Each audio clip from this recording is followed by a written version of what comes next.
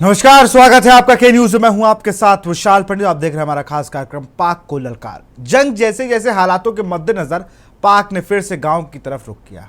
Human shield का इस्तेमाल कर पाक लंबे समय से जो करता आया वही कर रहा है। सीज फायर के 4 साल में एलओसी के दोनों तरफ के गांव ने सुकून की सांस ली थी, लेकिन पाक ने फिर से वही शुरू कर दिया। 2020 में तो पाकिस्तान ने सीज फायर वायलेशन के सारे रिकॉर्ड ही तोड़ दिए थे। एक साल में 3500 से ज़्यादा बार गोलाबारी की थी। भारत ने उसका माकूल जवाब भी दिया। भारतीय सेना ने ऐसा ऑपरेशन किया कि पाकिस्तान को संभलने का मौका ही नहीं मिला। रात 1:05 से 1:30 तक भारतीय सेना के हमले ने पाकिस्तान सेना को हिला कर रख दिया। सूत्रों के मुताबिक स्ट्राइक खत्म होते 25-30 मिनट तक पाकिस्तान को समझ नहीं आया कि कैसे जवाब देना है। पाकिस्तान ने सबसे पहले अपनी आर्टिलरी गन की पोजीशन को बिना फायर किए ही बदलना शुरू किया, क्योंकि उसे डर था कि भारतीय सेना उनकी गन पोजीशन का पता लगा लेगी।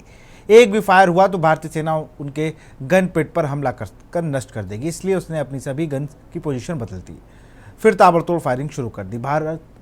भारतीय मासूम गाँव वालों को निशाना बनाया। पाकिस्तान ने बौखलाहट में रात 2 बजे लाइन ऑफ कंट्रोल यानी एलओसी पर पाक लोग तरफ फायरिंग शुरू कर दी। फायरिंग पूरे एलओसी पर की गई। भारतीय सेना ने भी पाकिस्तान को उसी के अंदाज में जोरदार जवाब दिया।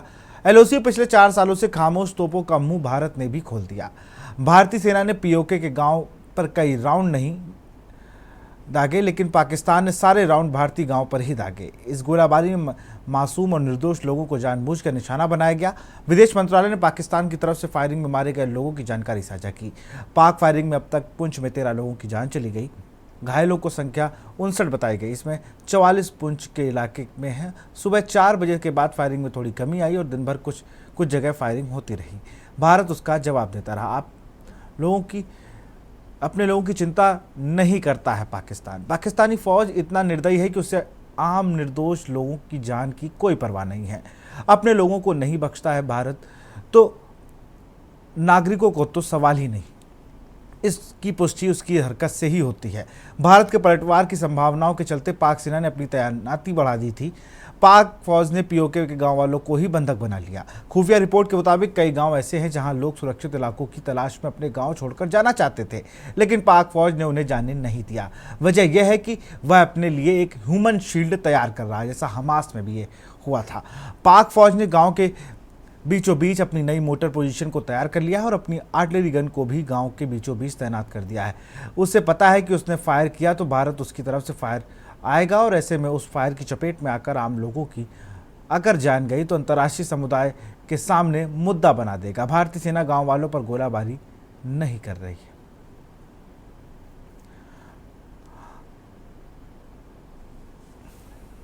यह रहा कि पाकिस्तान ने लाहौर से उड़ान भरने वाले विमानों की आड़ लेकर अंतर्राष्ट्रीय हवाई मार्गों का दुरुपयोग किया ताकि वे अपनी गतिविधियां छिपा सके।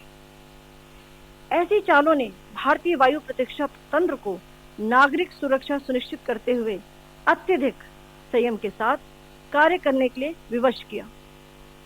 साथ ही साथ पाकिस्तान ने मिस इन्फॉर्मेशन का सहारा लेते हुए आदमपुर स्थित S-400 प्रणाली, सूरतगढ़ व सिरसा के हवाई अड्डों, नगरोटा के ब्रह्मोस बेस, देहरागिरी के तोपखाना पोजीशन तथा चंडीगढ़ के अग्रिम गोला बारूद डिपों को नष्ट करने के झूठे दावे सोशल मीडिया पर फैलाए।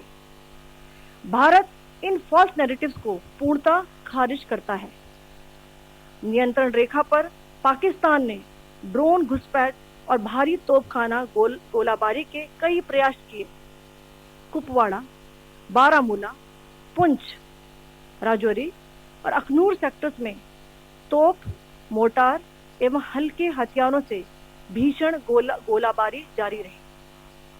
भारतीय सेना ने प्रभावी व तुलनात्मक प्रत्युत्तर देते हुए पाक सेना को काफी क्षति पहुंचाई।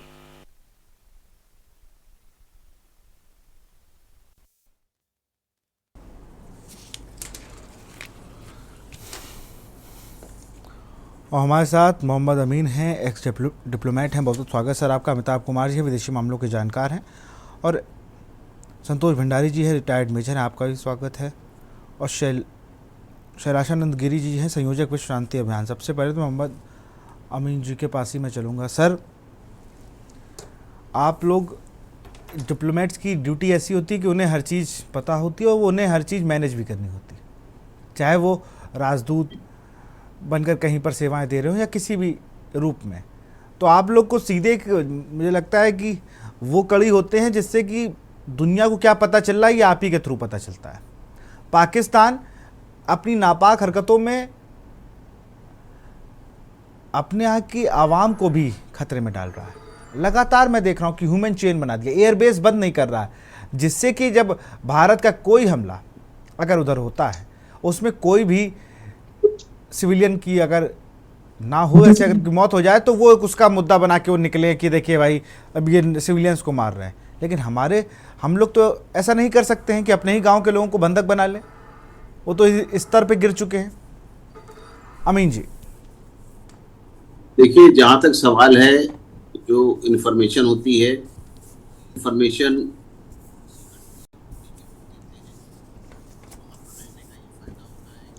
वहाँ पे जो भी इनका मीडिया है या जो भी इसकी बातें आती हैं उसका कुल मिला के सार शेयर किया जाता है अपने कंट्री को। इस कंट्री में ये हालात हैं, इस कंट्री में ये चल रहा है और इस कंट्री के अंदर ये डेवलपमेंट हुआ है, ये डेवलपमेंट हुआ है या ये निगेटिविटी है हमारे कंट्री के प्रति, ये चीज़ें बताई जाती है टाइम टू टाइम। लेकिन जहाँ तक सवाल इस बात का है कि जासूसी का कोई काम नहीं होता। लोग आपसे समझते हैं कि जो डिप्लोमेट जासूसी करते हैं वो जासूसी नहीं होती है, बल्कि इंफॉर्मेशन होती है, वो शेयर की जाती है। क्योंकि लोगों को मन में ये बहुत बड़ी एक मिथ है कि जो डिप्लोमेट होते हैं वो उनका काम बाकायदा स्पाई के रूप में होता है। वही मैंने कहा कि आप लोग वो कड़ी होते हैं कि आप जो सच चीज़ होती है वो आप सामने, हर देशों में डिप्लोमेट का काम यही है कि वो बताएगा कि देखिए इस तरीके की हरकतें हो रही हैं। नहीं, वहाँ के लोग जो है, मान लिया मीडिया वाले हैं वो भी आते हैं मिलने के लिए, वहाँ के जो इंडस्ट्रियल्स हैं वो भी मिलने आते हैं, वहाँ के जो और भी ऑफिसर्स हैं उनसे मुलाकात होती है और वहाँ पे पेपरों में क्या छप रहा है वो भी पढ़ने को मिलता है, देखने को मिलता है, सुनने को मिलता है। तो ऐसा नहीं है, तो ये चीज़ें सब आजकल आम बातें हैं। उनके यहाँ सोशल मीडिया पे क्या शेयर हो रहा है वो भी देखा जाता है, सभी तरह की चीज़ें हैं।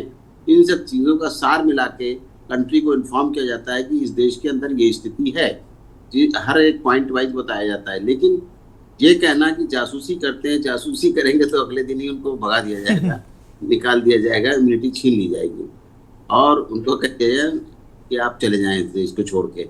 कई बार ऐसा हुआ है, हमारे देश के लोगों को झूठा इल्ज़ाम लगा के पाकिस्तान ने, जैसे नटवर सिंह का केस है, आपको याद होगा, चाइना से और पाकिस्तान वो निकाला गया था। ऐसा नहीं है, तो ये चीज़ें बिल्कुल आम बात नहीं है कि इस तरह के। हाँ, लेकिन हाँ, जनरल चीज़ें जो हैं वो शेयर होती हैं, उनको अपने कंट्री से शेयर किया जाता है, बात की जाती है, डेवलपमेंट किया जाता है। जब भी हमारे देश के प्राइम मिनिस्टर या प्रेसिडेंट यहाँ से जाते हैं उस देश में जहाँ वो राजदूत है इंडियन, तो वो राजदूत यहाँ पहले एडवांस में आता है और ब्रीफ करता है अपने प्राइम मिनिस्टर को, प्रेसिडेंट को, कि हर तरह से बात समझाता है कि वहाँ पर ये स्थिति है, ये स्थिति है और इस तरह की वहाँ पर समस्याएं भी हैं, उनका समाधान भी है और हमारे सामने क्या उनके इश्यूज हैं जिनको हम डिस्कस करेंगे, ये सब एडवांस में बता दिया जाता है। और जब वो जाते हैं प्राइम मिनिस्टर तो उन्हीं के साथ आता है और पहले एडवांस में आके उनके साथ ही यात्रा करता है उस देश की, और वहाँ पर भी लोगों को बताता है कि हमारे देश के प्राइम मिनिस्टर हैं। वहाँ पे जो लोग होते हैं उनसे इंट्रोड्यूस कराता है कि यहाँ पर इस देश में ये हैं, ये हैं, ये, उनका भी प्रोटोकॉल कराता है, लेकिन साथ में हमारे एम्बेसडर होते हैं। तो ऐसा नहीं, सौहार्दपूर्ण वातावरण होता है, इस तरह से नहीं है कि हाँ। लेकिन अब जिस तरीके से वो ह्यूमन शील्ड तैयार कर रहा है पाकिस्तान, तो पाकिस्तान से अब आप क्या उम्मीद करते हैं, जिसने कि हर तरीके से अपने देश के लोगों के साथ गद्दारी की है। मैंने पहले ही आपको बताया था कि मैं फरवरी के महीने में कई बार गया हूँ, उससे पहले भी, लेकिन फरवरी के महीने जब मैं गया था इसी फरवरी में, तो उस वक्त हम टैक्सी वाला बता रहा था कि ये साहब मुशर्रफ साहब का बिल्डिंग है, ये साहब भुट्टो साहब की बिल्डिंग है, ये फलां साहब की बिल्डिंग है। मैंने कहा वो पाकिस्तान का ड्राइवर था, तो मैंने बाद में पूछा, मैंने कहा तुम पाकिस्तान क्यों? कहता हाँ जी मैं पाकिस्तान का हूँ। तो ये कहने का मकसद है कि जो बाहर टैक्सी वाले चला रहे हैं टैक्सियाँ, उनमें ये ज़्यादातर है पाकिस्तानी हैं, बांग्लादेशी हैं, हमारे इंडियन्स भी हैं। लेकिन ये लोग से पता चलता है कि उनकी सारी देश की जो पैसा है, अभी एक बात सुनने को आई थी, पता नहीं कहाँ तक सही है, होना भी चाहिए सही, क्योंकि यूक्रेन के अंदर जितना गोला बारूद था इन लोगों के सैनिकों ने सब एक्सपोर्ट कर दिया और उसका सारा पैसा कहाँ गया।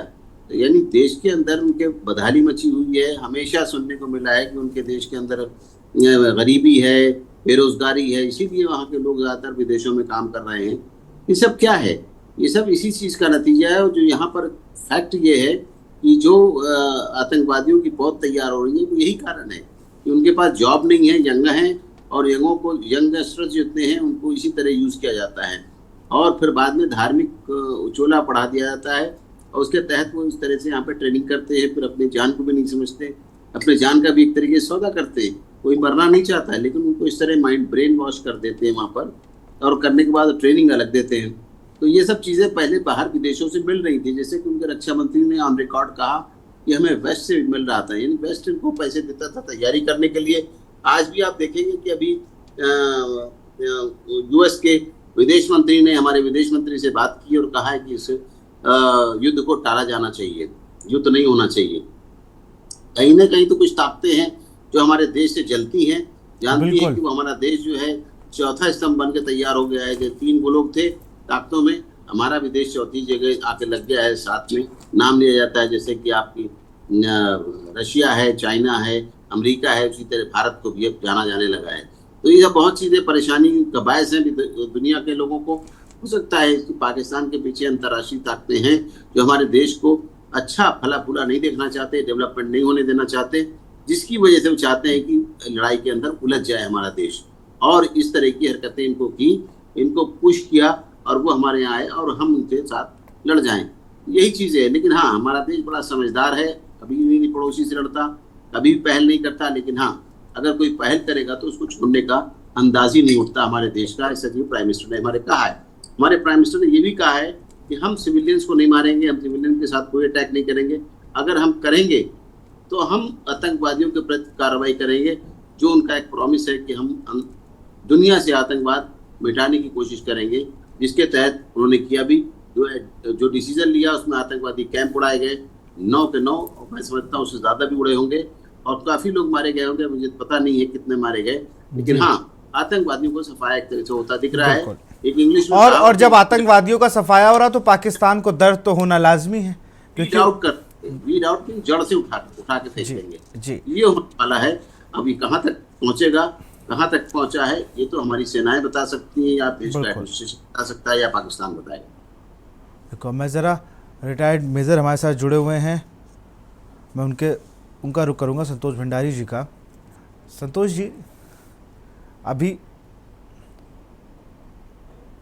हाँ देखो संतोष जी, एक सबसे बड़ा सवाल जो कल तक मैं देख रहा था, कल जब ड्रोन हमले होने लगे, उनकी तरफ से भेजे गए, एक कोई प्लेन के पीछे ऐसी खबरें आई, मैंने उसकी पुष्टि नहीं करता, लेकिन अपनी एयरबेस को खोल के आप वहाँ से ड्रोन ला रहे हो भारत में, कई जगह गिराने की कोशिश कर रहे हो।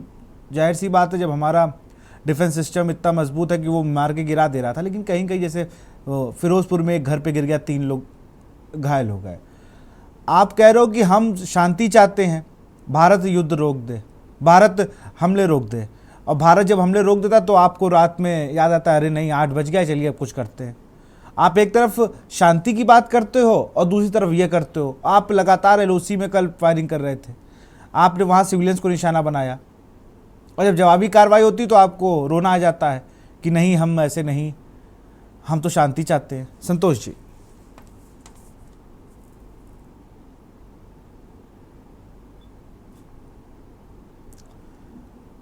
मैम अनम्यूट कर लीजिए। जी, can you hear me now? जी जी मैम। हाँ, जय हिंद एवरीबॉडी। जय हिंद मैम। यस, तो सबसे पहले मैं भारत देश के 146 करोड़ जनता को थैंक यू बोलना चाहूँगी, एक बिग थैंक्स बोलना चाहूँगी कि पिछले 3 दिन से ये जो युद्ध की जो स्थिति चल रही है दोनों देशों के बीच में, भारत और पाकिस्तान के बीच में, तो जो पूरा भारत देश, न केवल इस देश में ही बल्कि विदेशों से भी हम लोगों के लिए, जो सैनिकों के लिए प्रार्थनाएं और जो प्रेयर्स की जा रही हैं, मैं सबसे पहले इस देश के हर एक व्यक्ति, बच्चे, बूढ़े, सभी का थैंक यू बोलना चाहूँगी। आपकी प्रेयर्स हमारे लिए शक्ति हैं, हमारे सैनिकों के लिए शक्ति हैं। देखिए विशाल जी, कोई भी देश कभी नहीं चाहता है कि युद्ध हो, लेकिन जब पड़ोसी खराब होते हैं, उनकी नीयत अच्छी नहीं होती है और वो उग्रवाद को पालते हैं, तो ये हमारा धर्म बन जाता है कि हम पहल नहीं करते, लेकिन हमारे साथ जब एक शुरुआत हो जाती है तो उसका कैसे जवाब दिया जाता है, ये सारा विश्व पिछले 3 दिनों से देख रहा है। और आप लोगों को आपके माध्यम से मैं बताना चाहूंगी कि पूरे विश्व ने देख लिया है कि भारत की सैन्य शक्ति कितनी शक्तिशाली है, कितनी मजबूत है, हमारे इरादे कितने बुलंद हैं।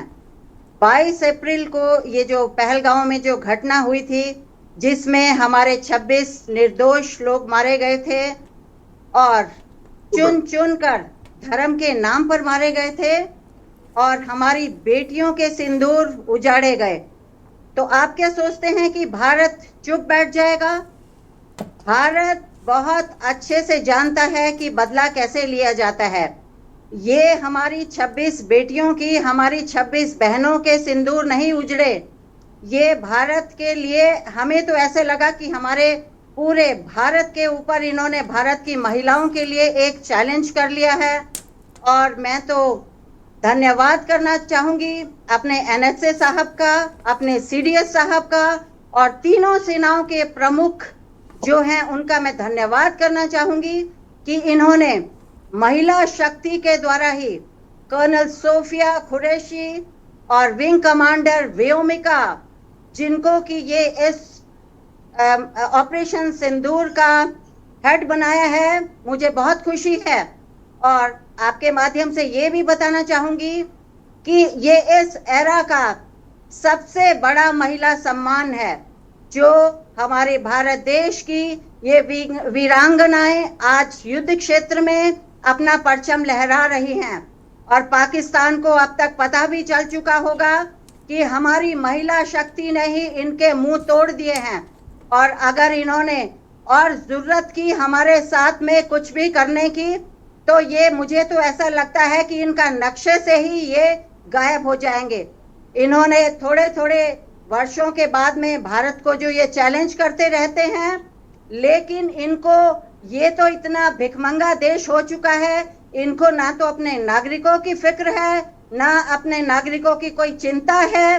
और ये यहाँ पर जो इनका मिलिट्री प्रशासन भी है, वो भी एक तरह से पूरी तरह से फेलियर है। उग्रवादियों का देश है और उग्रवादी ही इस देश को चला रहे हैं। लेकिन भारत देश की सेनाओं को इन्होंने कुछ लगता है अंडर एस्टिमेट कर दिया था, और अभी इनको जवाब मिल चुका है। 3 दिन में इनकी बोलती बंद हो गई है, और ये जरूरत ना करें तो अच्छा रहेगा। विशाल जी। बिल्कुल मैम, क्योंकि ये मानने वालों में से नहीं है ना, ये ज़रूरत करने का इनको पता नहीं, जैसे कहते हैं कि बहुत शैतान है, वो मानेंगे नहीं इनको जब तक आप फटकार नहीं लगाएंगे। 3 बार इनको समझा दिया गया भाई, अच्छे से समझा दिया और बहुत अच्छे से सेना ने जवाब भी दिया, लेकिन दिक्कत ये है कि ये घूम फिर के इनको लगता है कि ये सब कुछ कर ले जाएंगे। टर्की के दिए ड्रोन चला रहे हो, किसी और देश से हथियार ला रहे हो, एक कोई चीज़ घर में नहीं बना पा रहे हो, और बस जहाँ कुछ होता है तो रोने लगते हो, मांगने लगते हो भीख। हमारे साथ विश्व शांति अभियान के संयोजक शैलाश आनंद गिरी जी हैं। गिरी जी, विश्व शांति में सबसे बड़ा रोड़ा अगर कोई है तो वो आतंकवाद। आतंकवाद को अपने देश में जिस तरीके से पाकिस्तान पनपा रहा है, उसको लगता है कि आतंकवाद ही वो पूंजी है जिससे कि वो सब कुछ कर ले जाएगा। अगर हम देखें ना तो वो अपने देश को भी नुकसान करता है, और उसने कभी कोई इतनी अच्छी लीडरशिप रखी नहीं है।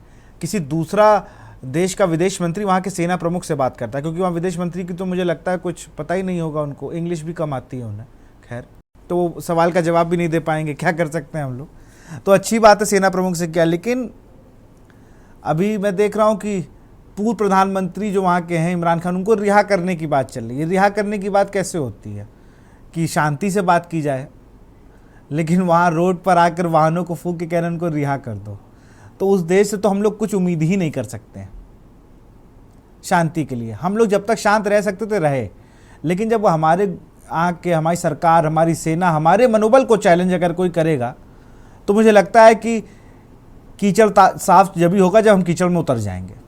और अब वो साफ होना शुरू हो गया, जब तक साफ नहीं हो जाएगा हम निकलने वाले नहीं हैं वहां से।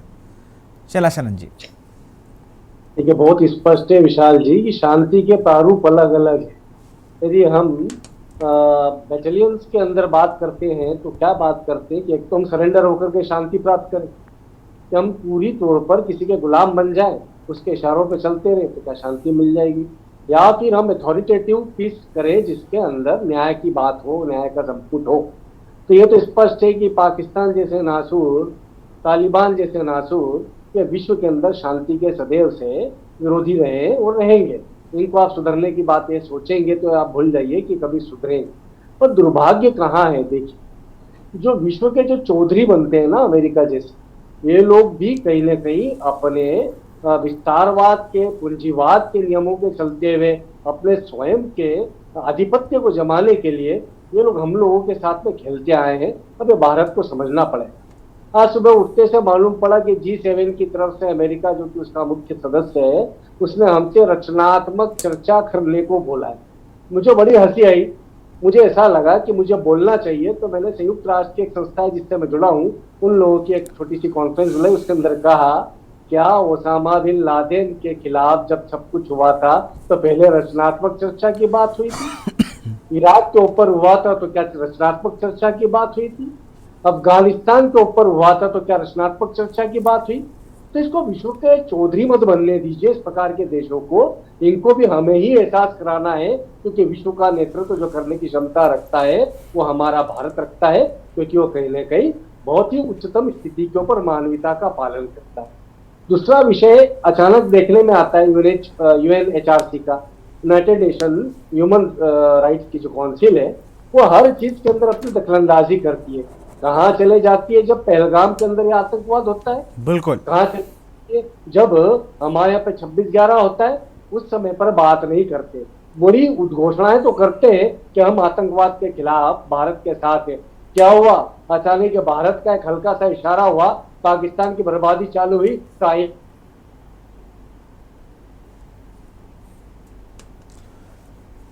मुझे लगता है कुछ नेटवर्क एरर है शैलाशानंद गिरी जी के। हमारे साथ खास मेहमान विदेशी मामलों के जानकार अमिताभ जी भी जुड़ चुके हैं। सर, बहुत बहुत स्वागत है आपका। सर, रचनात्मक बातचीत की बात कर रहे थे अभी शैलाशानंद जी की। लोगों ने कहा कि भाई आप रचनात्मक बातचीत पाकिस्तान से कर लीजिए, लेकिन क्या अभी भी पाकिस्तान से बात करने का मुझे नहीं लगता कि कुछ बचा होगा। कितनी बात की जाए, कितनी चीज़ें बताई जाएं। अब तो बच्चा बच्चा समझ गया है। जिसके पास आटा विहीन देश है एक, तो उससे हम कुछ कह भी नहीं सकते बेचारे कि तुम अच्छा 2 रोटी खाओ शांत रहो। हम उससे ये कहने की स्थिति में भी नहीं, क्योंकि वो खा नहीं पाएगा। फिर वो किसी के पास जाएगा, टर्की के पास जाएगा, ओमान के पास चला, कहीं भी गल्फ कंट्री में जाए किसी से मांगेगा, लेकिन हरकतों से बाज नहीं आएगा वो। ये बात करने की गुंजाइश वहां है कहाँ? आप किससे बात करें? बिल्कुल। अच्छा, कोई बात करने वाला नहीं, और कोई एक एनर्जी सोर्स नहीं है, कोई नहीं है जी। और मैं आपको एक बात स्पष्ट बता दूं, ये वो समस्या नहीं है जो बात करने से सुलझ सकती है। ये 2 देशों का मसला नहीं है, ना कोई राजनीति है। ये जो जिहाद का जो खेल है ना, इसको आप समझिए। ये लोग समझने को नहीं तैयार हैं। इनके लिए बाकी लोग जो दुनिया में, बाकी समुदाय, बाकी जातियां, बाकी धर्म जो हैं, बाकी नस्ल जो हैं, वो कत्ल करने योग्य हैं।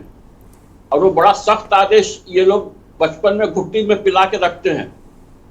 तो ये कतई किसी भी तरह से नहीं तैयार होंगे जब तक करेक्शन नहीं होता है। हमारे बहुत सारे मुस्लिम साथी हैं, उनसे हमारी बातचीत आज से नहीं, मैं करीब 92 के बाद से इन चीज़ों पे काफ़ी हमने बातचीत की, रिसर्च किया, लोगों से समझा।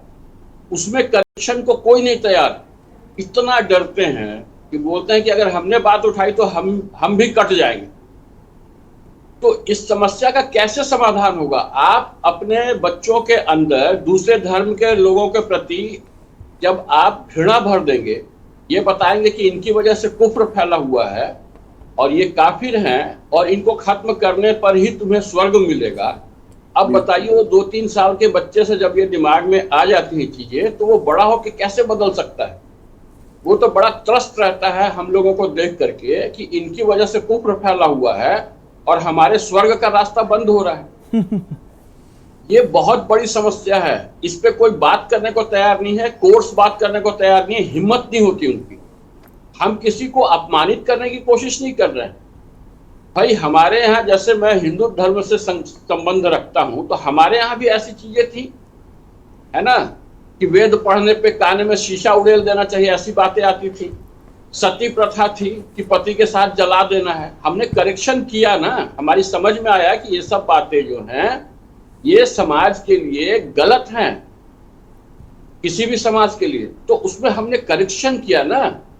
अब वहां पे करेक्शन की बहुत जरूरत है। जब तक वो 25-26 आयतें करेक्ट संशोधित नहीं होती हैं, उनके लिए बाकी लोग जो है ना भाई है, ना भाईचारा है, ना समाज है, ना आदमी है। वो मानते ही नहीं हमें आदमी, हमें केवल और केवल काटने, लूटने, मारने, बलात्ने योग्य मानते हैं। अब बताइए ऐसा समाज जो है उससे आप क्या बात कर लेंगे? आपको जानकर आश्चर्य होगा, आज सोशल मीडिया है तो सारी चीजें सामने आ रही हैं। आप इनके मौलानाओं को सुनिए जी, वो कैसी कैसी बातें बताते हैं। नहीं, मैं तो अभी उनके वो सेना प्रमुख का भी एक वीडियो वायरल हो रहा है, कहीं पर वो पाकिस्तान में ही कहीं कुछ वो कर रहे हैं, तो वहां पर वो बता रहे हैं कि भाई हम लोग क्यों हिंदू से अलग हैं, क्यों हम भारत से अलग हैं, हम कितना आगे उनसे हैं। तो जब सेना प्रमुख धर्म की बात अपने मुंह से निकाल रहा है, हमारे यहाँ तो नहीं होता, हमारे यहाँ संतोष भंडारी मैम बैठी हैं, कभी कोई बात ही नहीं ऐसी होगी और मुझसे ज़्यादा अच्छे से ये बता देंगी। लेकिन जब सेना प्रमुख ही आपको बता रहा है, कह रहा हमें अपने बच्चों को तैयार रखना चाहिए, और कल इनका मंत्री कह रहा है कि हम मदरसे के बच्चों को लगा देंगे। अरे भाई किस मेंटेलिटी के लोग हैं ये लोग? इनके संवेदनहीनता है ये। आप समझिए ये केवल पाकिस्तान की बात नहीं है, ये हमारे देश में भी हो रहा है। अब आपको आगे बताऊंगा तो आप परेशान हो जाइए। इनके यहाँ पूरा जो है ना, ये एक टेक्निकल और एक फार्मूला के तहत चल रहा होता है कि जब तक आप 20% रहेंगे, आपकी आबादी रहेगी, तब तक आप बड़े सलाहियत से चलेंगे सबके साथ, है ना। 35% होंगे तब आप अपना हक मानना शुरू करेंगे, तब आप इलाके तय करना शुरू करेंगे। ये जो हमारा इलाका तुम्हारा इलाका होता है, भारत देश में ऐसा कुछ नहीं होता था। हम तो वहीं मंदिर बनाए हैं, आप मस्जिद बना लो बगल में, हमको नहीं आपत्ति होती थी, लेकिन उन्हें बहुत आपत्ति है। वो मस्जिद बनाएंगे तो कहेंगे कि ना जी आप कीर्तन भजन नहीं कर सकते, हम भले माइक पे रोज चिल्लाएं, तो उनको आपत्ति है। भारतीय समाज तो इतना सहिष्णु संवेदनशील रहा है कि सबको अपने साथ जगह देता रहा है। लेकिन अब जब हमारे ही पूरे संतति पे हमारे जब खतरा उत्पन्न हो रहा है, तो हमारी आवाज निकल रही है कि अरे भैया हमें खत्म नहीं होना है। बिल्कुल। जिन देशों में इनका प्रकोप हुआ है, आप देखिए कैसे बढ़ते बढ़ते आज बांग्लादेश की हालत हमने देख ली, हमारे बच्चों के सामने हो रहा है ना। और हमारी आंखों के सामने तो कश्मीर हुआ था जी।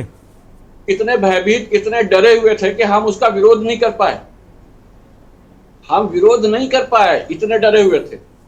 आज बांग्लादेश में हम कुछ नहीं कर पा रहे हैं। यही अमेरिका रहता तो बांग्लादेश में 10-12 बम गिरा देता। पाकिस्तान में घुस के लादेन को मार दिया ना उसने, पाकिस्तान कुछ नहीं कर पाया, उसे पता भी नहीं था। हमें जरूर अमेरिका संदेश देगा कि रेस्टेंट बातचीत करें, आप खुद क्या करता है। और सबसे मजेदार बात है कि आतंकवाद को सबसे ज्यादा हवा देने वाला, सबसे ज्यादा पैसा देने वाला और सबसे ज्यादा इस्तेमाल करने वाला खुद अमेरिका रहा है। आप सोच सकते हैं इस बात को? हम पत्रकारिता में आए तो ये सारी चीजें हमें समझ में आई। 90-91 के दशक से 90-91 के दशक में जब हमने देखा चीजों को, तो हमारी समझ में आई ये जो सबको भाषण अमेरिका पिला रहा है, यूरोपियंस पिला रहे हैं, असल में सबसे ज्यादा गंदगी तो इन्होंने बचा रखी है। इन्होंने खूब इस्तेमाल किया। इनके जो इस्लाम में जो रवायतें हैं, जो तौर तरीके हैं, उनका खूब इस्तेमाल किया इन्होंने। रूस को अफगानिस्तान से भगाने के लिए तालिबान को किसने पैदा किया और किसने पाला और किसने ट्रेन किया? पाकिस्तान की मदद से अमेरिका ने किया, और कई गिरोह इसने खड़ा किया आतंकियों के। आज हालत ये है कि इस्लामी देशों के, बहुत सारे इस्लामी देशों के, वो राजनीतिक दृष्टि से चीजों को नहीं देखते, वो एक राज्य और देश के हिसाब से नहीं देखते हैं सर। अब हूती जो है, इसका इस्तेमाल जैसे कर रहा है ईरान, फिलिस्तीन जैसे हमास का इस्तेमाल कर रहा है। अब पाकिस्तान वैसे ही दसियों उसने संगठन खोल के रखे हैं आतंकियों के जी। और ये कहीं भी सही रास्ते नहीं आते हैं। तो हम क्या मिट जाए धरती से? इसलिए आज जनता को जब थोड़ी बातें ये समझ में आ रही है, अभी भी हम बहुत भीरू और बहुत डरपोक हैं, हम लड़ने को नहीं तैयार होते। अब ये सरकारी तौर पे थोड़ा सा लड़ने का इंतजाम हो रहा है तो सारी दुनिया मिलके कह रही है कि आप बात करो, और वहां किसी से आप बात नहीं कर सकते, क्योंकि एक से नहीं पूरे के पूरे 25 करोड़ से बात कर लीजिएगा तो भी आप निश्चिंत नहीं हो सकते कि कल वापस ये हमला नहीं करेगा। अभी वो कमजोर पड़ेगा तो आपसे समझौता कर लेगा, और जैसे ही मजबूत हुआ फिर आपके ऊपर आक्रमण करना शुरू करेगा। तो ऐसे खतरे को जो निरंतर बना रहना है उसको हम कैसे झेलें? बिल्कुल। इसके करेक्शन की शुरुआत हमें अपने देवबंद से करनी होगी। देवबंद के साथ बैठना पड़ेगा, क्योंकि इस्लाम में करेक्शन इस्लाम के लोग ही कर सकते हैं, बाहर के लोग दूसरे धर्म वाले नहीं कर सकते। जैसे हिंदुत्व में हम खुद कर सकते हैं, लेकिन इस्लाम में इस्लाम के समझदार लोगों को सामने आया पड़ेगा। भाई हमारे राष्ट्रपति थे ना, कितने सही आदमी थे, तो वैसे लोगों को आगे आना पड़ेगा। तो वो जब तक आगे नहीं आएंगे तो इस समस्या का समाधान नहीं है। इनका हिसाब किताब अलग है। इनके यहाँ भाईचारा जो है ना वो हमें सुनाने के लिए है। इनके यहाँ मोमिन चारा चलता है, और जो मोमिन नहीं है वो किसी तरह इनका कुछ नहीं हो सकता। इसलिए हमें धरातल पर आकर के, भाई हम अपमानित करने के लिए नहीं बोल रहे हैं, हम बोल रहे हैं कि इस समस्या को समझो। बाकी सारे समुदाय तुम्हारी वजह से त्रस्त हैं आज दुनिया में। भाई अगर ईश्वर नहीं चाहते तो बाकी धर्म बनते ही नहीं। यहाँ पे, यहाँ तो धर्म क्या, इतनी जातियां, इतने वर्ग, सब कुछ बने हुए हैं, और तुम आमादा हो कि भैया हम सबको मार के और फिर जन्नत जाएंगे। तो इस ढंग से जब तक समस्या को नहीं देखेंगे, बैठ करके इस पर जब बातचीत होगी तो पाकिस्तान जैसे मसले तभी हल हो सकते हैं। फिर राजनीतिक लड़ाई होगी तो राजनीतिक लड़ाई तो हम लड़ लेंगे। बिल्कुल बिल्कुल। चलिए, हमारे साथ मौसमी के सचदेवा जी जुड़ चुकी है फॉरेन एक्सपर्ट के तौर पर। मौसमी जी, विदेश में मैं देख रहा हूँ कि जिस तरीके से फॉरेन में बड़ा चर्चा का विषय कि, और सब लोग ये चाह रहे हैं कि शांत होना चाहिए, अब खत्म करिए जो है बात, लेकिन सबका दर्द तो एक ही है, सब आतंकवाद से परेशान है। अब किसी ना किसी को तो एक्शन लेना पड़ेगा, और इंडिया ने ले लिया। देखिए, अगर आप ग्लोबल प्लेटफॉर्म के बारे में बात करें, if we take the world powers, तो आप देखिए कंप्लीट हिपोक्रेसी जो चल रहा है। क्योंकि आप देखिए IMF ने $2.3 बिलियन लोन दे दिया है, सैंक्शन कर दिया है, कंसिडर कर दिया है पाकिस्तान को, इन स्पाइट ऑफ हैविंग, इस बार पूरा एविडेंसेस है। एंड इस बार पाकिस्तान ने खुद ही ब्रॉडकास्ट कर दिया है that they are a terror like breeding soil, क्योंकि वहां पे जब टेररिस्ट का फ्यूनरल होता है तब स्टेट ऑनर मिल रहा है। उससे ज्यादा और क्या प्रूफ हो सकते हैं? उनके डिफेंस मिनिस्टर ग्लोबल प्लेटफॉर्म में, इंटरनेशनल प्लेटफॉर्म में बोलते हैं कि सदियों से वो टेररिज्म को पनाह दे रहे हैं। एंड आज जब पूरे G7 हो गया, UN हो गया, बड़े बड़े प्लेटफॉर्म्स में जब सारी ग्लोबल पावर्स बोलते हैं कि हम टेररिज्म के अगेंस्ट हैं, हम टेररिज्म के अगेंस्ट फाइट कर रहे हैं, in spite of knowing that Pakistan terrorism को ब्रीड करते हैं, आप उनको IMF से इतना लोन सैंक्शन कर दिया। एंड सबसे आयरनिकल तो ये है कि no country stood against terrorism और अगेंस्ट पाकिस्तान। US ने भी वोट किया, क्योंकि IMF से फंड ऐसे ही नहीं रिलीज होगा, राइट? सबने वोट किया कि तभी तो। मैं रोकूंगा इसी बीच अमेरिकी राष्ट्रपति डोनाल्ड ट्रंप का बड़ा बयान। भारत पाकिस्तान के बीच ceasefire, Trump. Bharat Pakistan के बीच सीज फायर,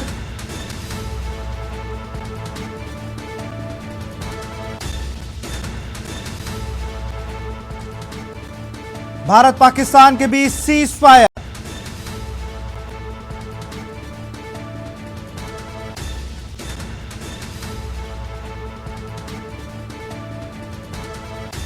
दोनों देशों के को भारत पाकिस्तान के बीच सीज फायर।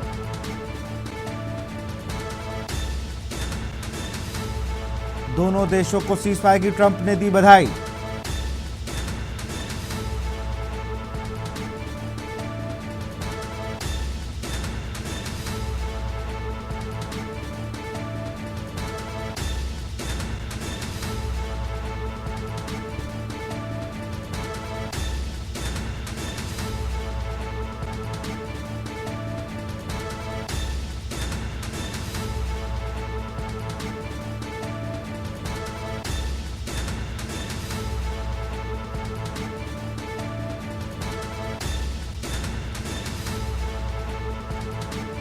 भारत पाकिस्तान के बीच सीज फायर, ट्रंप ने दोनों देशों को दी बधाई।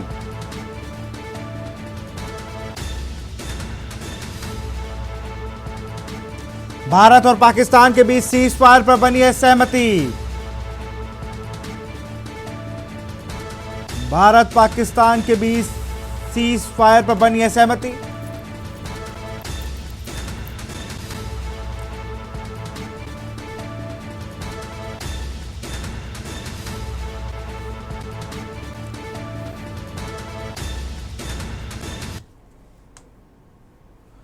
मैं सीधे रुक करूंगा मौसमी जी का। मैम, अभी तो हम लोग चर्चा ही कर रहे थे, इधर डोनाल्ड ट्रंप ने एक्स पर पोस्ट भी कर दिया कि बहुत लेट नाइट टॉक और बहुत समझाने के बाद मैं जरा जी कुछ कहना चाहते हैं हम। जी नहीं, ये जो आप बोल रहे हो अभी, ट्रंप ऑलवेज ट्रंप क्या चाहते हैं, गुड बुक्स में रहने के लिए चाहते बिल्कुल। हैं। ये आज की बात नहीं है, 1948 से हम देख रहे हैं पाकिस्तान सीज फायर वायलेट करते आए हैं और वायलेट करेंगे। ऑब्वियसली ये तो फुल स्केल एसिमेट्रिकल वॉर था, इसमें तो फुल स्केल वॉर हुआ ही नहीं। अभी जो भारत ने ऑपरेशन सिंदूर किया था, it was just like attack on the terror camps. लेकिन आप देखिए पाकिस्तान ने civil infrastructure and military infrastructure में अटैक किया है, बट किसी ने भी आईबी क्रॉस नहीं किया है। सो इसको तो वॉर कोई मानते ही नहीं है। आप जब ऐसे सीज फायर तो एलओसी में जो सीज फायर वायलेट तो पाकिस्तान आज नहीं कब का करते रहेंगे और ये होता ही रहेगा, बिकॉज पाकिस्तान इसको रोक नहीं सकते। कई चीजें तो न्यूज में ही नहीं आता, डेली सीज फायर वायलेशन होता है वहां पे। अब ट्रंप ये डोनाल्ड ट्रंप अनाउंस करके this is just like farce लगता है। क्या अनाउंसमेंट है? सीज फायर वॉर हुआ ही नहीं तो क्या सीज फायर होगा इसमें? ऐसे वायलेशन तो पाकिस्तान 1948 से कर रहा है और रोज करेंगे और ये चलता रहेगा। There is no permanent solution to Pakistan's terror export, क्योंकि अभी अगर पाकिस्तान को खात्मा नहीं किया तो ये कल से फिर से शुरू हो जाएगा। आप देखिए, टेररिज्म टेररिस्ट को पुश करेंगे बॉर्डर्स के थ्रू। लेट्स सी, अभी हमारे यहाँ से कोई ऑफिशियल स्टेटमेंट नहीं निकला है। जब तक कोई ऑफिशियल स्टेटमेंट नहीं निकलता है, we can not officially state कि सीज फायर घोषणा हुआ कि नहीं। बात किया होगा डोनाल्ड ट्रंप में, लेट्स सी, वो अपने गुड बुक्स में आने के लिए तो वो कोशिश करेंगे। डिक्लेरेशन हो गया है, ऑफिशियल स्टेटमेंट भी हो गया है, पर ये मजाक है। सबसे बड़ी मजाक ये है कि देखिएगा, आपको ये चाहिए था कि आप यूनाइटेड नेशन के हर काउंसिल्स में, हर सेक्शंस के अंदर आपको पाकिस्तान को टेरर स्टेट घोषित करने का प्रयास करना चाहिए था, उसकी प्रस्तावना करनी चाहिए थी। जिन देशों ने आईएमएफ के अंदर, जैसा आपने कहा, जिन देशों ने आईएमएफ के अंदर साइन किया उसमें America was the prime one, he was the top most one. So that's now very clear that America will be nurturing and you can say will be like a guardian to all this terrorist state. उसको जब इच्छा हुई अफगानिस्तान को बर्बाद कर दिया, उसको जब इच्छा हुई इसने इराक को बर्बाद कर दिया। उस समय पर किसी भी प्रकार का कोई नॉर्म्स फॉलो नहीं किए गए। अब कहाँ गया यूनाइटेड नेशन, कहाँ गई वो एंटी टेररिस्ट पॉलिसी कि talks and terrors can not go along. Our government should also talk in such a manner, with a very forcible and authoritative manner, that you are not the chaudhary, you are not the judge. बिल्कुल। उनके घर में, उनके वहाँ पे जब attack उनके यहाँ जब अटैक हो तो वो सीधे कर दे। बिल्कुल, तो वो कहीं भी जा सकते हैं, वो अपने हिसाब से अपनी लाइन को बना सकते हैं, वो अपने हिसाब से अपने कानून को। मैं जरा मैम के पास चलूंगा, संतोष भंडारी जी के पास।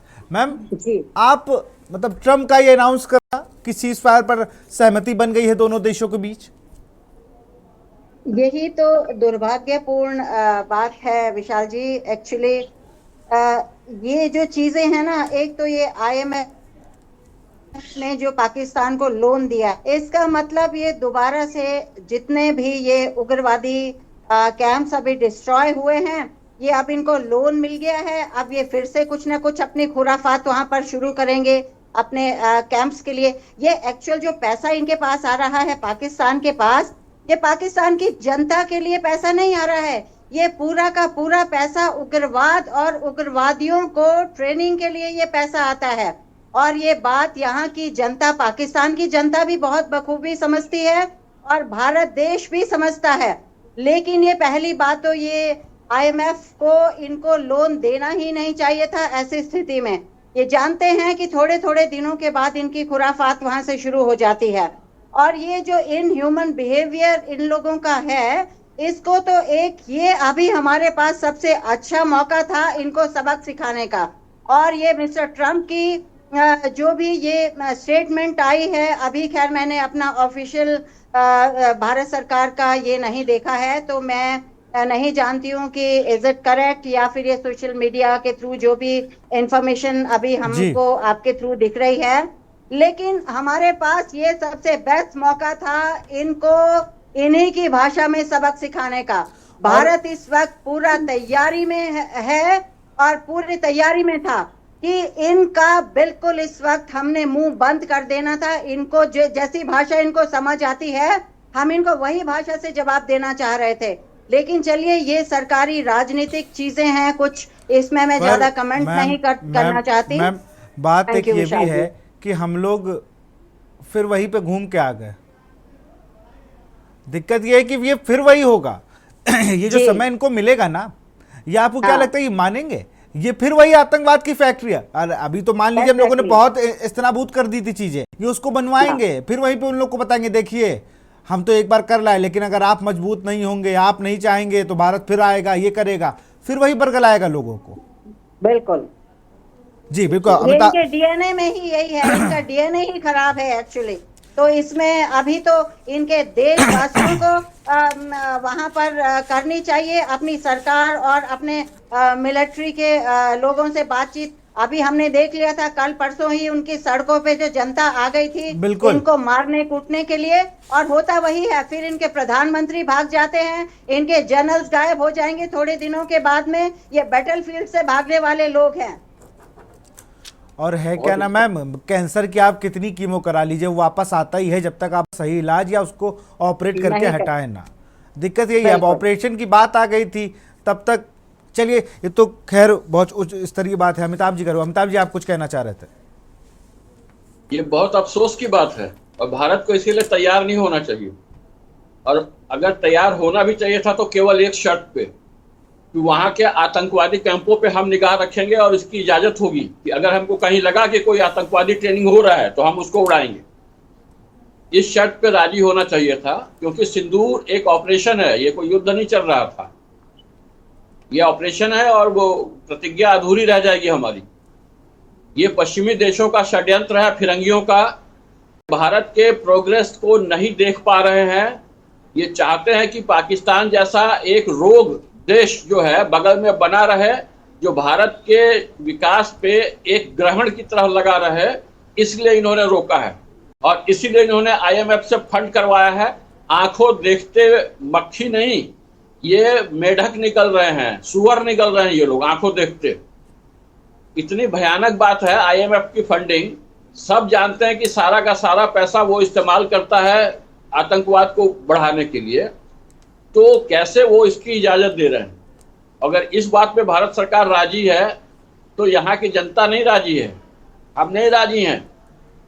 अभी सेकेंड लाइन ऑफ आर्मी को तैयार किया गया है कल, जिस बात से उनको समझ में आ गया कि अब ये और अंदर तक मार करके इसको अगले 20 सालों के लिए कम से कम ठीक कर देंगे पाकिस्तान को, इसलिए रोक दिया गया है। देखा उन्होंने कि पाकिस्तान लगातार पिट रहा है, तो ये फिरंगियों का षड्यंत्र है कि हमें जो है पाकिस्तान चलिए आप सबको रोको। इसी बीच एक बड़ी खबर आपको बता रहे, इसी बीच एक और बड़ी खबर, भारत पाकिस्तान के बीच सीज फायर।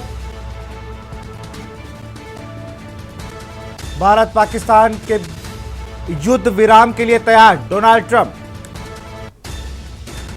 दोनों देशों ने समझदारी दिखाई। अमेरिकी राष्ट्रपति डोनाल्ड ट्रंप ने लिखा, भारत पाकिस्तान के बीच cease fire, Donald Trump.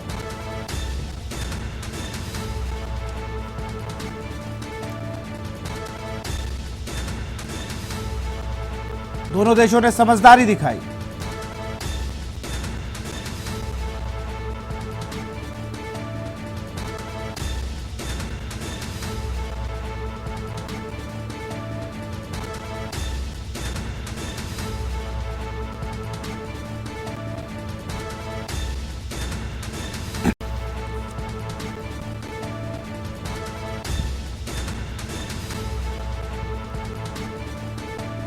Bharat Pak ने पूर्ण और तत्काल संघर्ष विराम लगाया है, अमेरिकी राष्ट्रपति डोनाल्ड ट्रंप ने लिखा।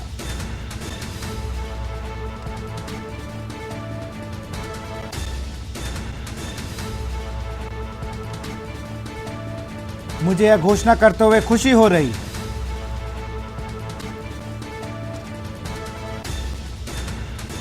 भारत पाक पूर्ण और तत्कालिक संघर्ष विराम लगाया है, भारत पाकिस्तान के बीच सीज फायर।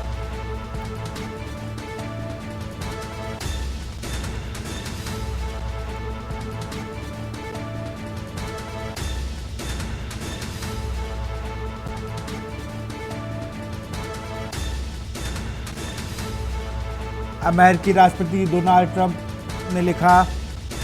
अमेरिकी राष्ट्रपति डोनाल्ड ट्रंप ने लिखा, अमेरिका की मध्यस्थता में एक लंबी रात की बातचीत। मुझे यह घोषणा करते हुए खुशी हो रही।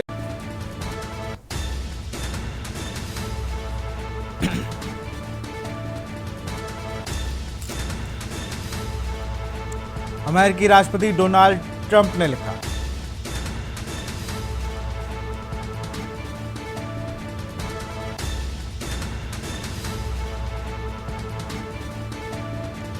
और बिल्कुल, और मैं मौसमी मैम से सवाल लूंगा इस पे। मैम, डोनाल्ड ट्रंप की अनाउंसमेंट और कह रहे बहुत लेट नाइट और बहुत बड़ा जो एक्स पर पोस्ट किया है, लेकिन बड़ा सवाल तो मैम अभी भी है कि कल जब आप वार्तालाप कर रहे थे तो पाकिस्तान अपनी नापाक हरकतों को अमल में ला रहा था। मौसमी जी। बिल्कुल, देखिए कहीं ना कहीं मुझे चाइना का बहुत बड़ा गेम लग रहा है यहाँ पे। चाइना ने ऐसा लग रहा है, चाइना ने अपना पूरा स्वार्म ऑफ ड्रोन्स इंडिया के ऊपर पाकिस्तान के थ्रू टेस्ट कर लिया कि कितना उनके जेट्स और कितने उनके ड्रोन्स पावरफुल है। It's a big game. मुझे लगता है पाकिस्तान के शैडो में चाइना वो करवा रहा था, बट इट इज एक्चुअली जब बातचीत इतना चल रही थी तो पूरी रात से सवेरे तक इतने अटैक्स क्यों हो रहे थे? और मुझे नहीं लगता, हाँ ऑफ कोर्स अग्री कर, सीज फायर अग्री करने में क्या था, पाकिस्तान तो बोल देंगे हाँ अग्री, क्योंकि ये फुल स्केल वॉर ही नहीं था, आईबी तो क्रॉस किसी ने किया ही नहीं था। बट उनके जो हरकतें हैं वो तो कभी बंद नहीं होंगे ना। उनके जो टेररिस्ट है हमारे यहाँ पे एक्सपोर्ट करते करते हमारे तो जवान रोज मर रहे हैं। बिल्कुल, सिविलियंस मर रहे हैं, सिविलियंस हमारे मर रहे हैं। हमारे हम लोग जो इतना डर का माहौल कश्मीर में ख़त्म करके लाए थे पिछले इतने सालों का, अब लोग वहाँ जाने से फिर से डरेंगे। उन्होंने खत्म कर दिया टूरिज्म वहाँ पे, इस बार टूरिज्म का तो पूरा नाश कर दिया। And I think it's I don't know what game. कल IMF से फंड वो किया, आज ट्रंप ने, एंड कहीं ना कहीं मुझे लगता है इंडियन डिप्लोमेसी में भी एक क्वेश्चन आ रहा है, couldn't we push evidential diplomatic like you know game और like in the global platform कि पाकिस्तान को आइसोलेट किया जाए, कि हमारे पास क्या इतने एविडेंसेस ही नहीं था? मतलब हम क्यों नहीं पुश कर पाए, हम क्यों नहीं पाकिस्तान को with so much of evidences, क्यों हम पाकिस्तान को आइसोलेट? हमने क्या फोर्सफुली अपनी बात को नहीं रखा कि भाई हम आतंकवाद खत्म कर लेंगे, फिर तभी सीज फायर होगा, तभी सारी चीजें रुकेगी, क्योंकि हम रोज रोज नहीं सहेंगे। अब देखते हैं, इट्स लाइक मैं still I am waiting for Pakistan and like Bharat का क्या रुख होगा। आप देखते क्योंकि मैम मैं भी देख रहा हूं सोशल मीडिया अकाउंट पर पाकिस्तान के जो मुझे लगता है इश्क दया कर जो विदेश मंत्री है, उन्होंने सीज फायर का समर्थन कर दिया है। सरदार ने सीज फायर का समर्थन करा है, हमारे यहाँ के सूत्रों ने भी पुष्टि कर दी है, लगातार चल रहा है। आप एक चीज देखिएगा, यूएस के जो फॉरेन सेक्रेटरी है मार्क रुबेलो, जब कल उन्होंने पाकिस्तान के इलेक्टेड प्राइम मिनिस्टर से, प्रेसिडेंट से या किसी मंत्री से बात नहीं करी थी, उन्होंने वहां के आर्मी चीफ से बात की। ये बात स्पष्ट है कि अमेरिका को मालूम है कि उनकी सरकारें चलनी है तो इनकी सेना से नहीं, आईएसआई सेना से और आईएसआई के तालमेल से चलनी है। तो उनकी जो ट्रीटीज हो रही है या उनकी जो इंटर अंडर द टेबल जो भी डील हो रही है वो भी उनकी मिलिट्री से हो रही है या फिर आईएसआई से हो रही है। अब बात यह है कि साउथ एशिया की पीस को जो हम इंश्योर करने वाले थे, सुनिश्चित करने वाले थे, ये एक नासूर को खत्म करके करने वाले थे, जैसा आपने बोला कि कैंसर को जड़ से मिटा करके करने वाले थे, उसका क्या होगा मुझे भी इंतजार है कि मुझे देखना है किन कंडीशंस को फॉलो करके, किन कंडीशंस को पुट फॉरवर्ड करके ये ट्रीटी ये सहमति बनी है। ये बेहद आवश्यक है। अन्यथा सिर्फ जब कहा गया था अभी 2 घंटे पहले कि एक्ट ऑफ वॉर कहा जाएगा यदि कोई टेररिज्म, बिल्कुल तो उस समय मैं समझ गया था कि उसके अंदर कहीं ना कहीं ये बात चल रही है। ये तो हर बार की बात है, एक्ट ऑफ वॉर क्या, ये तो वॉर ही चल रहा है, ये प्रॉक्सी वॉर चल ही रहा है निरंतर रूप से। और ये छद्म युद्ध जो है ये इतने सालों से आजादी के बाद में चल रहा है, उसको सुलझाने का ये एक अवसर था। यदि पूर्ण कंडीशंस के साथ में ट्रीटी नहीं हुई है तो मान के चलिए हमारी सरकार कहीं ना कहीं झुकाव के ऊपर आई है। तो हमें इसको अभी समझना होगा, एकदम से भी कोई स्टेटमेंट नहीं दे सकते, न कोई बात कर सकते, पर स्पष्ट बात है कि पाकिस्तान का एक ग्रेट ट्रेजेडी शो उनके लिए तो था, अब ये देखना कहीं हमारे लिए ग्रेट कॉमेडी शो ना हो जाए, ग्रेट ट्रेजेडी शो। ये बात भारत ने पोलाइटली रिजेक्ट भी किया था, शायद ट्रम्प मीडिएट करेंगे, जब बोला था भारत ने पोलाइटली उनको रिजेक्ट कर दिया कि आप हमारे बीच में मत आइए क्योंकि वी आर अगेंस्ट टेररिज्म। जब तक वो टेरर हरकतें नहीं बंद करेंगे we will consider it as war. और ट्रम्प को मना कर दिया था, पोलाइटली रिजेक्ट कर दिया था। लेट्स सी क्या होता है, टर्म्स एंड कंडीशंस क्या है। मैं मार्को रूबियो का वो आपको एक पोस्ट जो उन्होंने किया मैं बता दूं कि पिछले 48 घंटे से Pakistani official including prime ministers Narendra Modi and Shahbaz Sharif, external affairs मंत्री Subrahmanyam Jaishankar and chief of army staff Asim Munir and national security adviser Ajit Doval and Asim Malik. I pledge to announce the governments of India and Pakistan have been agreed to an immediate ceasefire and to start to talk on a board to set off issue on neutral side. अब भी हम बात करें, मतलब अब हमें ये बता रहे हैं, हम पाकिस्तान हमसे कह रहा है कि अमेरिका आ गया है कि भाई चलो अब आप लोग ऐसा करो, एक टेबल पे आ जाओ। और सालों से ये बात हो रही थी। और इसी बीच एक और बड़ी खबर आपको बता रहे, इसी बीच एक और बड़ी खबर आ रही है। ट्रंप के ट्वीट पर भारत के पक्ष का अभी भी इंतजार। ट्रंप के ट्वीट पर भारत के पक्ष का अभी भी इंतजार। भारत की तरफ से कोई भी आधिकारिक पुष्टि नहीं हुई है। अभी लगभग मुझे लगता है 5 से 7 मिनट का ही समय बचा है जब विदेश मंत्रालय प्रेस कॉन्फ्रेंस करने वाला है। ट्रंप के ट्वीट पर भारत के पक्ष का अभी भी इंतजार है।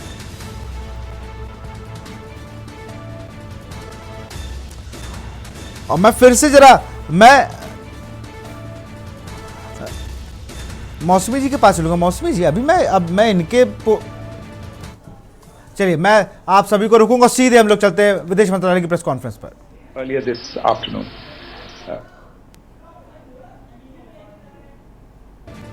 चलिए फिर से हम बस थोड़ी देर में शुरू होने वाली है, अधिकारी सब वहां पर पहुंच रहे। मैं मौसमी जी के पास जल्दी से चलूंगा। मौसमी जी, जो मार्को की अगर बात की, जो उनके विदेश मंत्री, उन्होंने कहा कि 48 घंटे से बातचीत चल रही है, 48 घंटे में ड्रोन के हमले हो रहे हैं भारत पर। हम लोग के दिल्ली तक पर टारगेट कर लिया, हमारे एयरबेस टारगेट किए जा रहे हैं, वहां सिविलियंस टारगेट किए जा रहे हैं। अगर 48 घंटों से बातचीत थी तो इतने बड़े लेवल पर ड्रोन से हमला क्यों कर रहा था पाकिस्तान?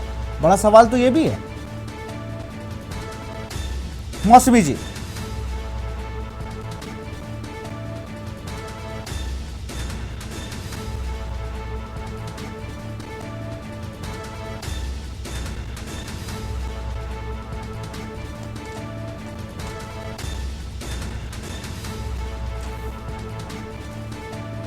मौसमी जी, क्या आप हमें सुन पा रहे हैं?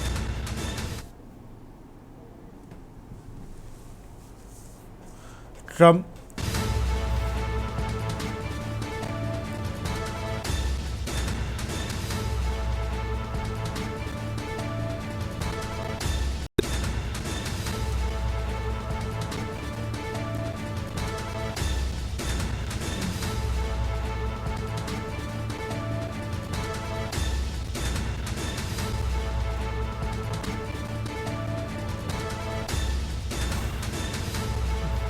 और भारत पाकिस्तान के बीच युद्ध।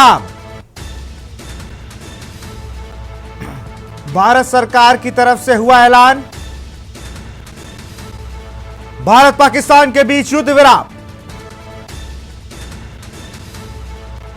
भारत सरकार की तरफ से हुआ है ऐलान, भारत पाकिस्तान के बीच युद्ध विराम।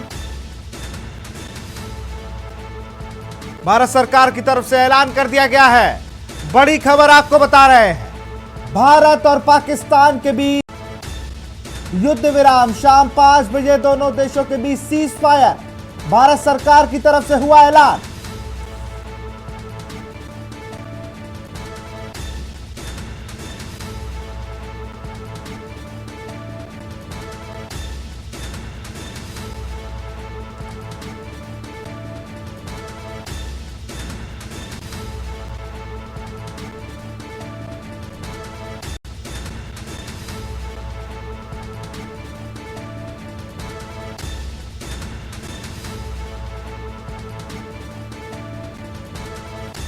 भारत सरकार की तरफ से हुआ ऐलान,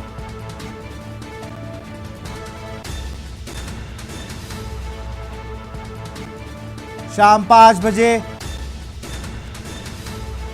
दोनों देशों के बीच हुआ सीज फायर, भारत सरकार की तरफ से हुआ ऐलान।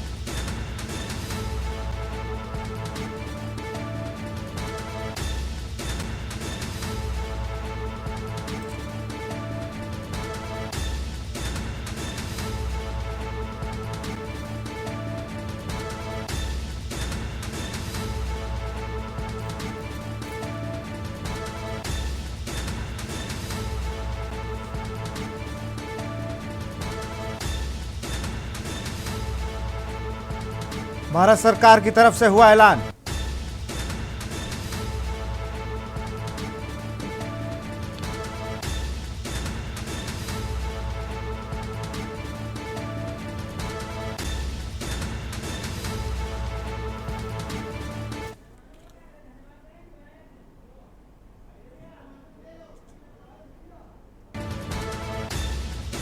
भारत सरकार की तरफ से हुआ ऐलान।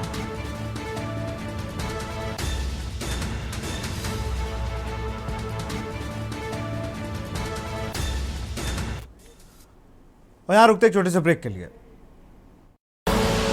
आप देख रहे हैं के न्यूज, खबरों का सारथी। नमस्कार, मैं हूं मनोज मानस और इस वक्त की सबसे बड़ी खबर से आपको रूबरू करा रहे हैं। इस वक्त की ये बड़ी खबर, भारत पाकिस्तान के बीच युद्ध विराम हुआ है।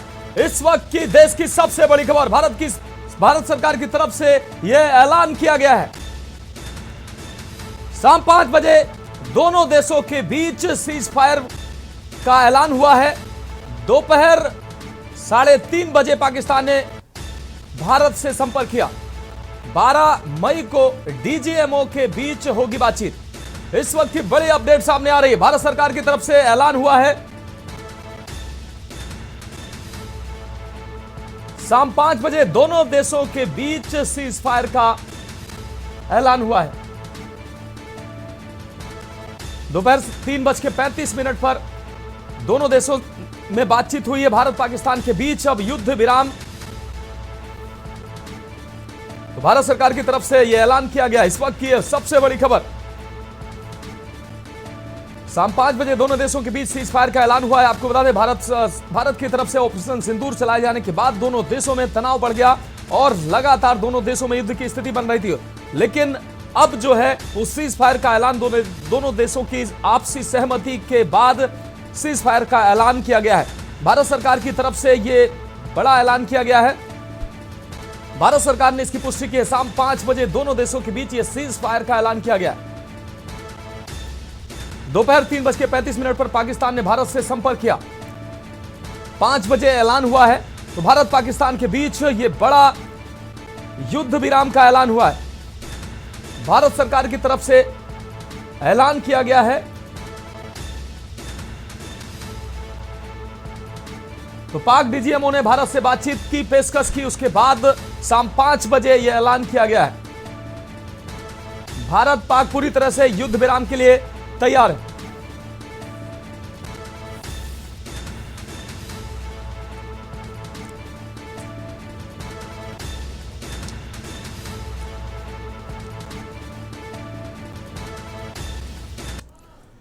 तो एक और बड़ी खबर अपने दर्शकों को दिखा रहे इस वक्त की और बड़ी खबर, भारत के विदेश सचिव विक्रम मिस्री ने प्रेस कॉन्फ्रेंस की है। भारत के विदेश सचिव विक्रम मिस्री ने प्रेस कॉन्फ्रेंस की है। पाक ने 3:35 पर भारतीय डीजीएमओ से संपर्क किया, ये जानकारी दी है। दोनों पक्षों की शाम 5 बजे युद्ध विराम पर सहमति बनी है। विक्रम मिस्री ने जानकारी दी है। जमीन, हवा, समुद्र में सभी तरह की गोलीबारी पर अब रोक की बात सामने आ रही है। आपको बता दें, जमीन, हवा और समुद्र में सभी तरह से अब गोलीबारी पर रोक लगी है। सभी तरह की गोलीबारी और सैन्य कार्रवाई अब बंद करेंगे दोनों देश। दोनों पक्षों को इस सहमति को लागू करने के निर्देश दिए गए हैं। तो सैन्य संचालन महानिदेशक 12 मई को 12 बजे जानकारी देंगे। भारत विदेश सचिव विक्रम मिस्री ने यह प्रेस कॉन्फ्रेंस में जानकारी दी है। भारत के विदेश सचिव विक्रम मिस्री ने कहा कि पाक ने 3:35 पर भारतीय डीजीएमओ को फोन किया। दोनों पक्षों की शाम 5 बजे से युद्ध विराम पर सहमति बनी है। शाम 5 बजे दोनों देशों में सहमति बनी है। जमीन, हवा और समुद्र में सभी तरह की गोलीबारी दोनों देश अब बंद करेंगे।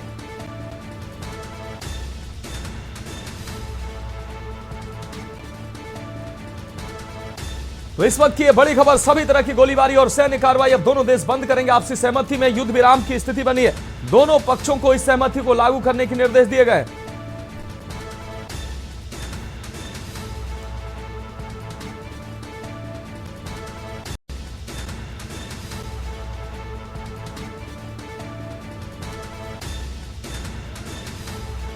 तो पाकिस्तान ने 3:35 पर भारतीय डीजीएमओ को फोन किया। दोनों पक्षों ने शाम 5 बजे युद्ध विराम की सहमति जताई।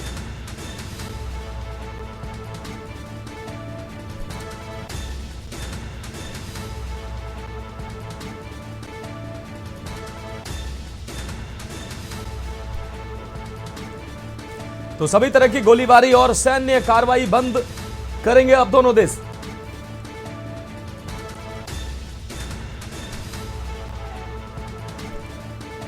तो सैन्य संचालन महानिदेशक 12 मई को 12 बजे करेंगे बात।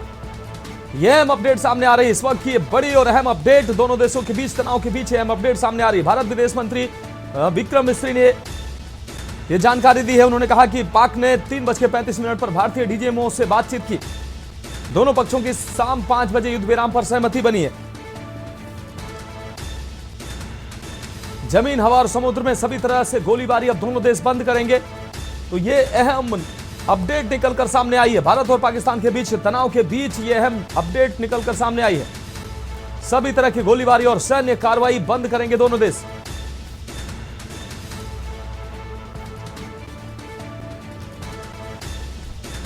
और हमारे साथ कुछ मेहमान जुड़े हुए हैं, हम उनसे जानेंगे किस जो सीज फायर को किस नजर से देखते हैं। मेजर संतोष भंडारी, रिटायर्ड मेजर, हमारे साथ जुड़ चुके हैं। सैलसानंद गिरी जी, संयोजक हैं विश्व शांति अभियान के, हमारे साथ जुड़े हुए हैं। मेजर संतोष भंडारी जी, हम आपके पास आएंगे। मेजर संतोष भंडारी जी, ऑपरेशन सिंदूर के बाद भारत पाकिस्तान के बीच जो तनाव की स्थिति बनी वो लगातार युद्ध में तब्दील होती जा रही थी, लेकिन अब ये बड़ी अपडेट सामने निकल कर आई है।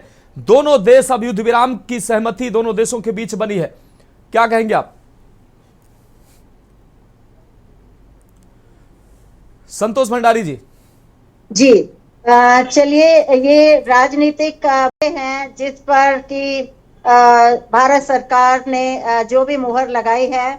मैंने जैसे शुरू में भी कहा था कि कोई भी देश युद्ध नहीं चाहता है, और मैं अंत में सारे देशवासियों को इसके लिए बधाई भी देना चाहती हूँ।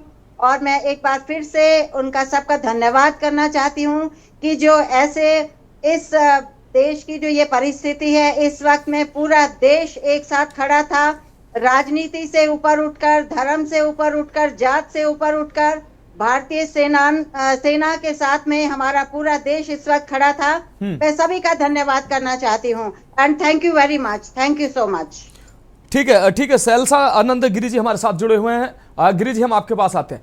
जिस तरीके से दोनों देशों में तनाव की स्थिति बनी हुई थी, दोनों तरफ से वार और पलटवार शुरू हो चुका था, ऐसे में अब संघर्ष विराम की स्थिति बनी है और दोनों देशों के बीच, इसको आप कैसे देखते हैं? देखिए, ये तो उच्च स्तर जो बातचीत हुई है उसके ऊपर निर्भर था। दोपहर को जब खबर आ रही थी, द एक्ट ऑफ वॉर कहा जाएगा, यदि भारत के अंदर किसी भी प्रकार की आतंकी घटना घटित होती है। उस समय पे ये स्पष्ट हो चुका था मुझे कि कहीं ना कहीं बातचीत चल रही है, बातचीत के अंदर युद्ध विराम की कहीं ना कहीं चर्चा चल रही है। किंतु देखना अब यह है कि किन शर्तों के ऊपर ये युद्ध विराम के ऊपर हमारी तरफ से सहमति दी है, वो देखना आवश्यक है। तो एक बार ये ध्यान रखना होगा, ये एक ऐसा अवसर है जिसके अंदर हम एक बात के लिए तो सफल हुए हैं, पूरे विश्व को एक संदेश दे सके कि हमारे ऊपर अब कोई उंगली उठाएगा तो हम उसका मुंह तोड़ जवाब तत्परता से देंगे। किंतु एक चीज और देखनी है कि इस घटना को, पहलगाम की जो दुर्घटना है, उसको एक अवसर के रूप में मैं देख रहा था कि पूरे विश्व में, विशेष तौर पर south Asia, south east Asia के अंदर हमें साबित कर पाएंगे कि शांति के लिए हमें जो अशांति फैलाने वाले तत्व है उनको जड़ से हम किस तरीके से उखाड़ करके फेंकते हैं। कितना फेंक पाए ये तो अभी हमें मालूम पड़ेगा, अंतर्राष्ट्रीय मीडिया उसको उजागर करेगा कि कहां कहां पर हमने चोट करी है।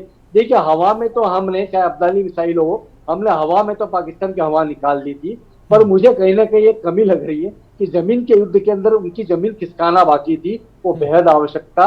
पीओके के ऊपर हमारा फिर से अधिग्रहण करना यह आवश्यकता, क्योंकि देखिए चीन का जो विस्तारवाद है मनोज जी, वो विस्तारवाद चलते हुए ही पूरे विश्व के अंदर अपने आप को महाशक्ति के रूप में स्थापित कर पाया है जी। अमेरिका का जो पूंजीवाद है, उसने पूंजीवाद के आधार पर विश्व का चौधरी बन करके बैठा है। आज के डिस्कशन में जब ये घोषणा नहीं हुई थी, उसके पूर्व में मैंने कह दिया था कि हमें ध्यान रखना होगा कि अमेरिका फिर से चौधरी बन करके, जज बन करके अपनी बातें थोप सकता है, वो मध्यस्थता कर सकता है, किंतु उसको भी अब स्पष्ट होना चाहिए तो दो मुंही बातें न करें। यदि आतंकवाद के खिलाफ वो हमारे साथ में, तो हमने स्पष्ट कह दिया था पिछली बार भी कि talks and terror can not go along.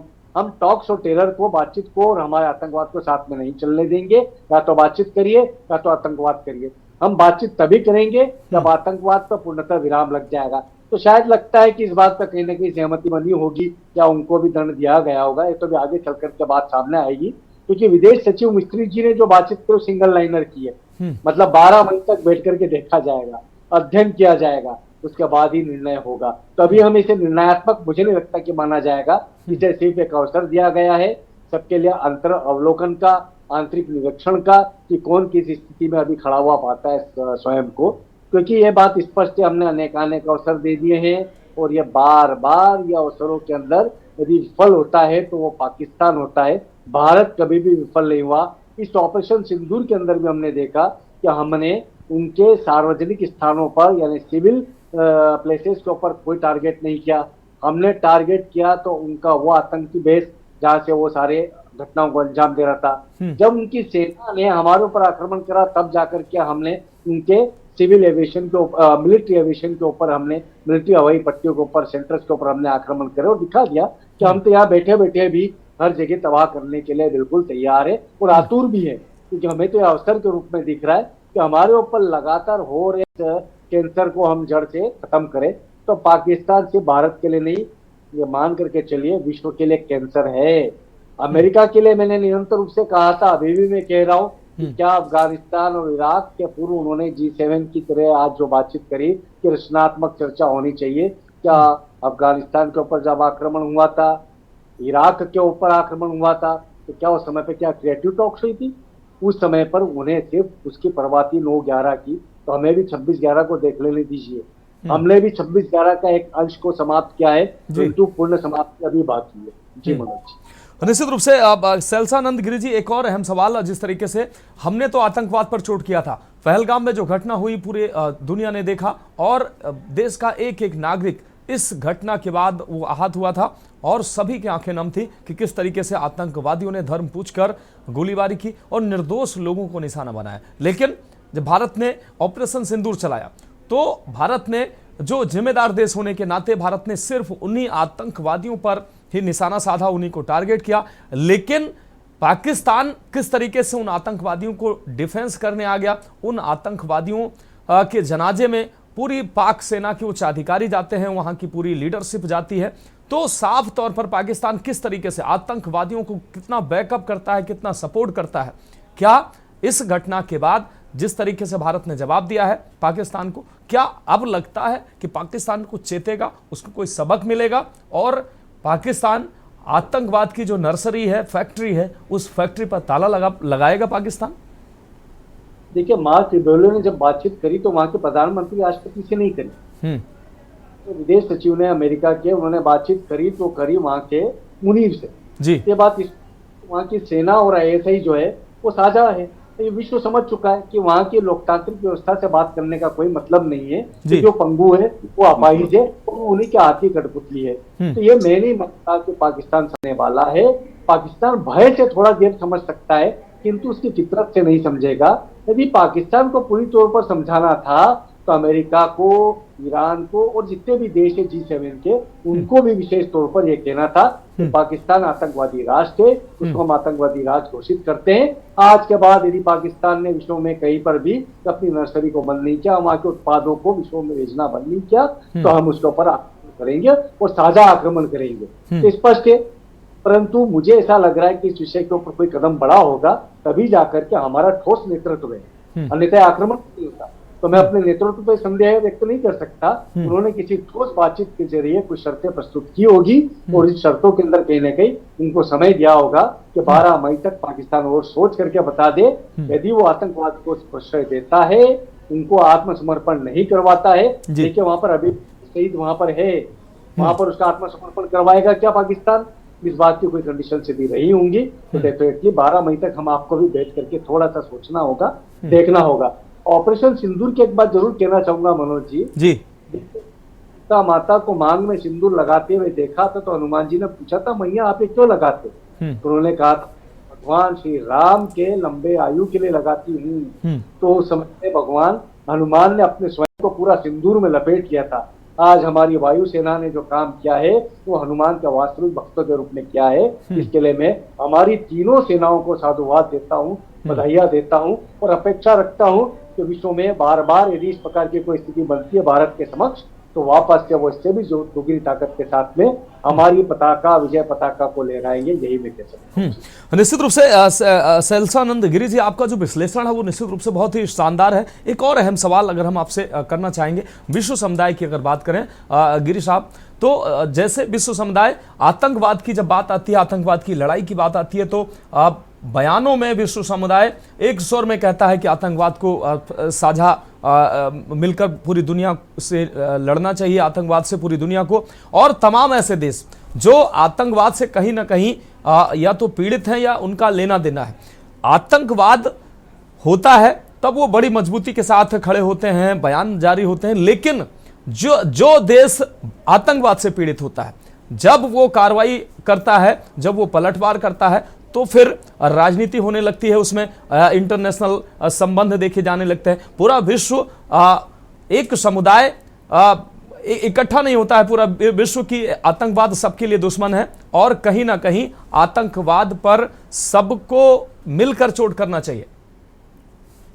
स्पष्ट है। देखिए रचनात्मक चर्चा की जब बात हुई थी आज सुबह G7 के अमेरिका ने बात करी थी, तब भी मैंने सवाल यही उठाया था कि अफगानिस्तान के पहले हुई थी तालिबान के ऊपर कार्रवाई, इराक के ऊपर हुई थी कार्रवाई, तो उसके पहले क्या रचनात्मक चर्चा हुई थी? दूसरा कि जब विश्व शांति की बात होती है तो देखिए भारतीय विधान तो स्पष्ट रूप से कहता है कि ओम स्वस्ति न इंद्रो वृद्धशवाहा स्वस्ति न पूखा विश्ववेदा स्वस्ति न साक्षो अरिष्टेमी स्वस्ति नो बृहस्पति धातु ओम शांति शांति। तो हमने रिलीजन नहीं माना हमारे, और हमारे धर्म के माध्यम से विश्व शांति की सदैव से बात करिए। पर यह बात देखना होगा कि ये जो समुदाय है ना विश्व का, इसके अंदर जो पूंजीवादी समुदाय है जैसा अमेरिका जैसा, विस्तारवादी समुदाय है चीन जैसा, ये इनकी स्वयं की मोनोपोली मेंटेन रखने के लिए, अपना प्रभु सत्ता बनाए रखने के लिए ये हमेशा धोखे साबित होते हैं। ये पीठ पीछे इस प्रकार के धोखा देते हैं, हथियार भी ये देते हैं और विश्व शांति की बातें करते हैं और उसके बाद में मध्यस्थता की बातें करने लगते हैं, विस्तारवाद के अंदर दूसरे के भूभाग के ऊपर कब्जे की बातें करते हैं, फिर चीते से लोग वहां पर अपना मिलिट्री बेस बना लेते हैं। हमने श्रीलंका, बांग्लादेश, नेपाल, पाकिस्तान, इन सब के अंदर जो मिलिट्री बेस की जो लड़ाई है वो चीन की तरफ से देखी है, बाजारवाद की देखिए तो अमेरिका की तरफ से देखिए। तो हमें इस संतुलन को स्थापित करने के लिए विश्व नेता बनना ही होगा, क्योंकि जब तक भौतिकवाद को दूर नहीं करेंगे, हमारी शिक्षा के माध्यम से, हमारे वेदांत के माध्यम से, हमारे धर्म के माध्यम से, जब तक हम स्थापित कर पाएंगे कि धर्म कितना विशिष्ट होता है और रिलीजन कितना छोटा होता है, तो रिलीजन के ऊपर और धर्म की जो बातचीत है ये आदिकाल से चल रही है। इसको हम देखेंगे तो सभ्यताओं के संघर्ष के रूप में देख सकते हैं, धर्मों के संघर्ष के रूप में देख सकते हैं। हमने देखा पहलगाम के अंदर उन्होंने बात इसलिए करी ताकि धार्मिक युद्ध बन जाए, अंतर संप्रदाय का युद्ध बन जाए। कि अंतर संप्रदाय का युद्ध बनाने का जो कुत्सित साजिश थी वो इसलिए थी ताकि मुस्लिम राष्ट्र इनके पीछे आ जाए, क्योंकि पूरी तौर पर विफल साबित हुआ है। ये बात स्पष्ट है कि अब विश्व के अंदर एक अभूतपूर्व चेतना जाग रही है। वो चेतना भारत के व्याख्यान के बाद में ही जाग रही है। इस कारण से कोई भी व्यक्ति जल्दी उकसाने में नहीं आया है और अब जल्दी उकसाने में नहीं आएगा। फिर भी मैं ठीक है, 18 तारीख तक करना होगा। बिल्कुल। सेल्सानंद गिरी जी, आप हमारे साथ जुड़े रहिए। हमारे साथ डिफेंस एक्सपर्ट भाटिया साहब जुड़े हुए हैं। आपको बता दें कर्नल प्रदीप भाटिया जी, चर्चा में आपका भी बहुत स्वागत है। प्रदीप भाटिया जी, भारत विश्व शांति की बात करता है, वसुदेव कुटुंबकम की बात करता है, और मैं भी मानता हूं कि युद्ध किसी समस्या का हल नहीं है, लेकिन जब युद्ध जरूरी हो जाए तो फिर लड़ना पड़ता है।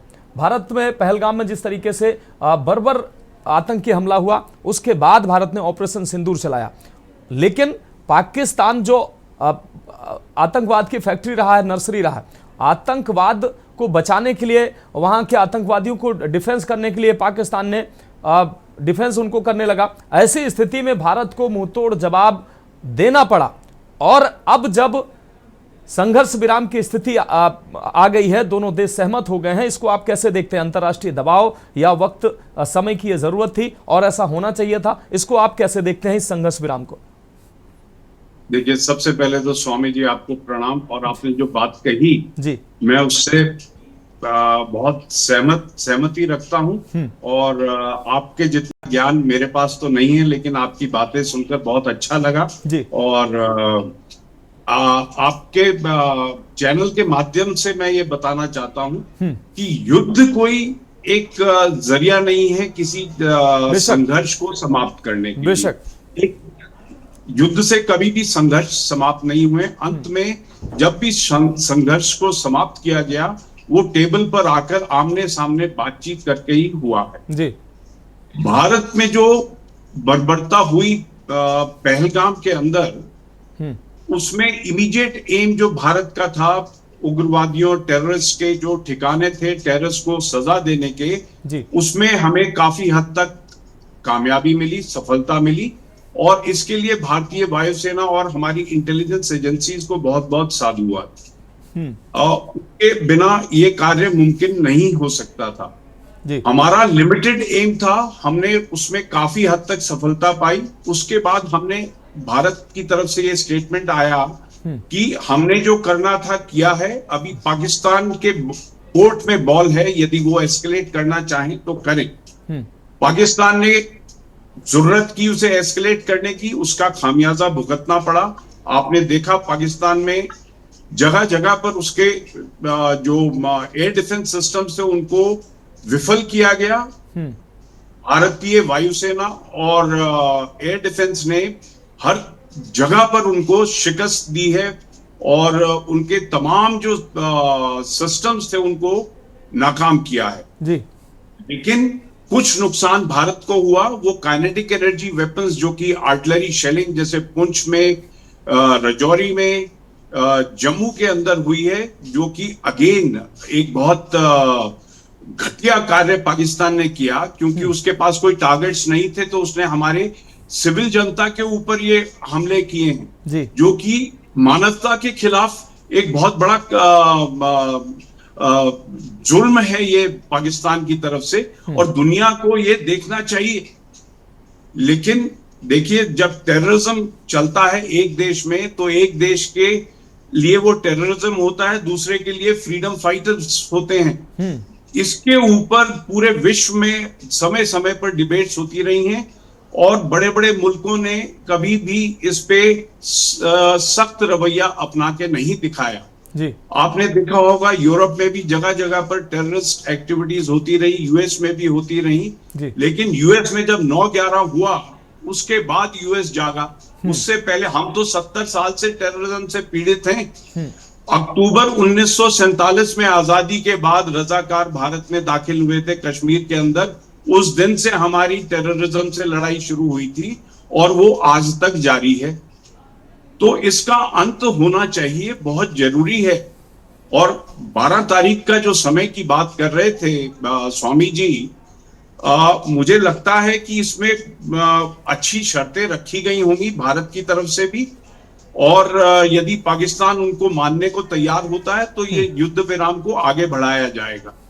भारत ने एक और कदम आज उठाया है, जो प्रधानमंत्री की मीटिंग में तय किया गया कि आज के बाद जो भी टेररिज्म रिलेटेड इंसिडेंट भारत में होगा युद्ध की स्थिति माना जाएगा। उसके ऊपर भारत को अधिकार होगा किस प्रकार इससे निपटना है, और बिना डिक्लेयर किए हुए। तो ये ओपन डिक्लेरेशन हो गया है कि यदि भारत पे टेररिज्म का कोई एक्ट होता है कहीं पर भी और उसमें पाकिस्तान का हाथ पाया जाता है तो ये माना जाएगा पाकिस्तान ने भारत के ऊपर युद्ध डिक्लेयर किया है, और हमें पूरा हक है उसको जवाब देने के लिए।